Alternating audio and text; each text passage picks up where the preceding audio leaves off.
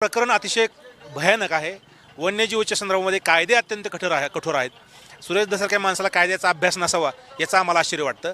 आणि ज्या पद्धतीने त्यांनी प्रत्यक्ष अप्रत्यक्ष आरोपी खोक्या घोसला वाचवायचा प्रयत्न केलेला आहे, त्यामध्ये प्रथम सकृतदर्शनी सुरेश दससुद्धा यांच्यावर वन्यजीव संरक्षण कायदा 1972 मध्ये कलम 52 नुसार सुरेश दस यांना सुद्धा सहआरोपी करायला SIT स्थापन व्हावी अशी देखील मागणी आहे। हे पाय SIT स्थापन झाल्यानंतर दूध का दूध आणि पाणी का पाणी होईलच, परंतु सकृतदर्शनी अगोदर पटकन तुम्ही गुन्हे दाखल करून याच्यामध्ये तुम्ही इथला PI म्हणतो की कुठल्याही परिस्थितीमध्ये आम्ही जे याचे जे लॅब आहेत तिथून आम्ही तपासणी केली ना, तर तुम्ही सकृतदर्शनी बघा ना, हरणं पकडलेले आहेत, जाळं हे झालेलं आहे, घटनास्थळावरून वाघुरी सापडलेले आहेत। सकृतदर्शनी तुम्हाला याच्यामध्ये गुन्हा दाखल करता येईल। आणि सगळ्यात महत्त्वाचं, ढाकणे पिता पुत्रांनी स्वतः बघितलं ना शिकार करताना, एवढं असल्यानंतर तुम्ही पुढं